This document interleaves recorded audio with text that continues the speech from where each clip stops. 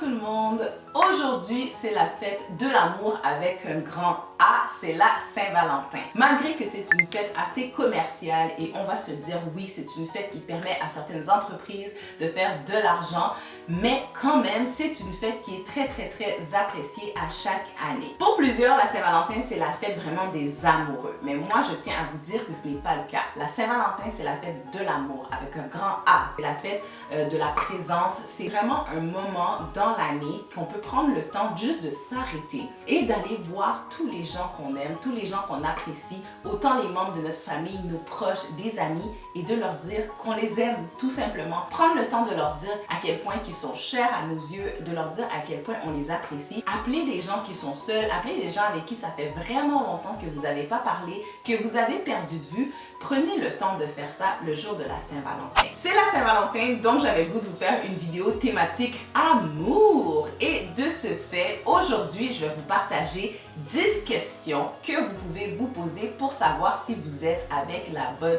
personne. Que vous soyez dans une relation qui débute ou que vous soyez dans une relation que ça fait quand même un bon bout de temps, que ce soit une relation qui est officielle, que vous le dites haut et fort, que vous êtes un couple, que vous êtes affiché publiquement, ou que vous êtes dans un début de fréquentation, que vous apprenez à vous connaître, que vous avez les petits papillons du début. Toutes ces questions-là sont valides à vous poser pour savoir si c'est la bonne personne, si vous êtes sur le bon chemin pour être avec votre destinée, votre douce moitié. Vous allez voir, je n'ai pas la science infuse, pas du tout, mais ce sont des questions tellement banales, des questions tellement simples, des questions que tout le monde qui est en couple, que tout le monde qui est dans une relation, qui veut bâtir quelque chose avec cet autre être humain-là, devrait se poser. Vous allez voir vraiment là des questions très simples. Ce sont des questions que je devrais me poser pour m'assurer vraiment que je suis avec une bonne personne. Et là, ça ne veut pas dire non plus si les réponses sont négatives que vous n'êtes automatiquement pas avec la bonne personne. Ça peut juste tout simplement servir pour être un bon moment, d'avoir une belle discussion avec cette personne-là et de remettre les choses en perspective. Première question que tu peux te poser, c'est de te demander, est-ce que tu es toi-même lorsque tu es avec cette personne? Est-ce que tu joues un personnage lorsque tu es avec elle? Est-ce que tu dois cacher certains traits de ta personnalité pour lui faire plaisir ou pour éviter de frustrer cette personne-là? Est-ce que je peux être moi-même lorsque je suis avec lui ou elle? Est-ce que lui ou elle te valorise autant dans l'intimité que lorsque vous êtes en présence de d'autres personnes? Est-ce que tu sens que tu as de la valeur aux yeux de cette personne-là? Pas seulement lorsque vous êtes dans l'intimité, lorsque vous êtes juste tous les deux. C'est important de se sentir également valorisé lorsque vous êtes avec d'autres personnes. Est-ce que cette personne t'élève? Est-ce que cette personne parle en bien de toi avec les autres, fait part de tes qualités et semble en être fière aussi? Donc pose-toi cette question-là et réfléchis un peu là-dessus. Comment te sens-tu lorsque tu es avec lui ou elle? Est-ce que tu te sens mal à l'aise? Est-ce que tu sens de l'inconfort? Quel est ton état lorsque tu es en présence de cette personne-là? Ça peut t'en dire long si tu es avec la bonne personne. Si tu dis que tu te sens pas nécessairement bien, tu as tout le temps du stress quand tu es avec cette personne-là, il y a toujours un petit quelque chose qui ne va pas à l'intérieur de toi lorsque tu es avec cette personne-là. Eh bien, voilà. Donc, ces petites caractéristiques-là peuvent en dire long sur la relation dans laquelle tu es présentement. Quatrième question, est-ce que tu as de l'admiration pour cette personne? Est-ce que tu es fier d'elle? Donc ça rejoint un peu la question où est-ce que je disais, est-ce que la personne te valorise autant dans l'intimité que lorsque vous êtes avec autrui? Mais toi, est-ce que tu as de l'admiration pour cette personne-là? Est-ce que tu es fier de cette personne-là? Donc lorsqu'on parle d'être fier de la personne, ça peut être autant de manière générale que ça peut être sur des choses un peu plus spécifiques. La personne, elle a peut-être du talent dans quelque chose puis tu en es fier, tu admires cette personne-là pour ça. Qu'est-ce que cette personne t'apporte de positif dans ses qualités, dans sa personnalité, dans les talents qu'elle a, qui sont des choses qui, toi, vont t'aider à avancer dans ta vie personnellement puis qui vont t'aider à évoluer également en tant que personne. La cinquième question que tu peux te poser, c'est de savoir est-ce qu'il y a de la chimie entre vous deux? Est-ce qu'il y a une connexion qui se fait entre vous deux ou c'est plutôt froid, c'est plutôt monotone? Est-ce qu'il y a un clash quand que vous êtes ensemble puis qu'il n'y a pas cette chimie-là puis cette connexion-là qui se fait entre vous deux? deux. Ça peut être difficile des fois de comprendre un peu l'aspect de chimie entre deux personnes, mais je pense que c'est quelque chose qui est facile à ressentir parce qu'on peut avoir de la chimie avec la personne qu'on aime, avec la personne avec laquelle on est en relation, mais on peut avoir de la chimie autant avec des amis, on peut avoir de la chimie avec même des étrangers, des gens qu'on va rencontrer dans un événement d'une seule journée, dans un événement d'un soir. Vous allez sentir qu'il va y avoir une chimie, vous allez sentir qu'il va y avoir une connexion qui se fait. Donc c'est la même chose avec votre partenaire, c'est la même chose avec la personne que vous dites que vous êtes amoureuse. Est-ce qu'il y a cette chimie-là entre vous deux qui coule naturellement ou c'est plutôt coup-ci, coup-ça, puis qu'il y a un blocus, il y a un clash entre vous deux? Est-ce que les moments que vous passez ensemble, ce sont des moments que tu aurais envie de répéter plusieurs fois? Ce sont des moments que tu ne voudrais pas qu'ils s'arrêtent? Lorsqu'on est avec la bonne personne, lorsqu'on est avec notre être cher, notre âme sœur, on doit être capable de passer des moments avec cette personne-là qui sont agréables, qui sont des moments qu'on ne voudrait pas qu'ils s'arrêtent, qui sont des moments qu'on a du plaisir à répéter, parfois même sur une base régulière. Donc, si tu te rends compte que lorsque tu passes des moments avec cette personne-là, souvent ces moments-là, il y a des malaises ou ce sont des moments que tu as juste envie qu'ils se terminent, qu'ils s'arrêtent ou que tu ne voudrais surtout pas répéter. Donc, il faudrait creuser à essayer de comprendre qu'est-ce qui fait que tu préfères fuir ces moments-là ou que tu as plutôt hâte que ces moments-là terminent. La prochaine question que tu peux te poser, c'est de savoir est-ce que l'humour fait partie de votre relation? À quel point c'est important l'humour dans la vie? Ça va vous faire vivre tellement plus longtemps, ça met de la joie au cœur. L'humour a des pouvoirs vraiment bénéfiques sur l'état santé d'une personne, autant physique que mental. Là, on ne dit pas d'être des clowns, on ne dit pas de faire les bouffons à tout bout de champ, mais tout simplement d'avoir un petit peu d'humour, qu'il y ait place au rire, qu'il y ait place à la joie, de ne pas se prendre trop au sérieux non plus. Est-ce que tu peux être au naturel avec cette personne? Donc ça particulièrement chez les filles. Donc est-ce que tu dois toujours être over maquillée, toujours bien sapée?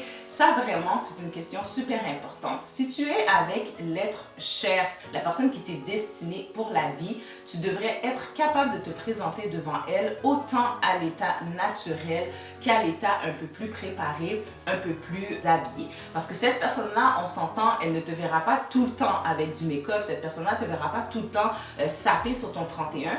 Donc c'est important d'être avec quelqu'un qui est capable de t'accepter à ton état naturel. Donc si tu es avec quelqu'un qui te demande continuellement de te maquiller, qui te demande continuellement de porter tel type de vêtements, que tu vois que cette personne-là accorde vraiment une importance à ton look, à ton apparence, eh bien là, il y a matière à réflexion. Est-ce que tu te sens dans ta relation courante comme dans une relation précédente, une relation passée? Dans le fond, est-ce que présentement, avec la personne que tu es, ça te rappelle continuellement des relations passées puis tu te sens exactement dans cet état-là alors que ce sont des relations qui ont échoué, des relations qui n'ont pas fonctionné. Si tu te sens exactement comme tu étais dans des relations qui n'ont pas fonctionné, il y a très peu de chances que tu sois présentement dans une relation qui fonctionne. Si dans ta relation précédente, tu te sentais négligé, tu ne te sentais pas valorisé et que dans la relation présente que tu es, encore une fois, tu te sens négligé et tu ne te sens pas valorisé, eh bien, ça peut vraiment être signe que ce n'est peut-être pas la bonne personne pour toi.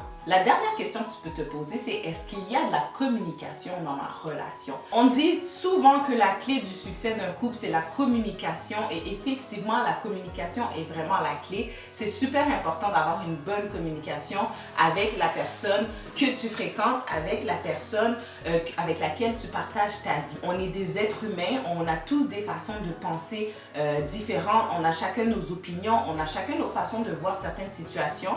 Donc, il faut vulgariser tout ça à notre partenaire. C'est super important de communiquer tout ça avec notre partenaire. Ça permet tellement d'éviter énormément de friction, ça permet d'éviter beaucoup de malentendus et ça permet également beaucoup d'éviter des interprétations vis-à-vis différentes situations.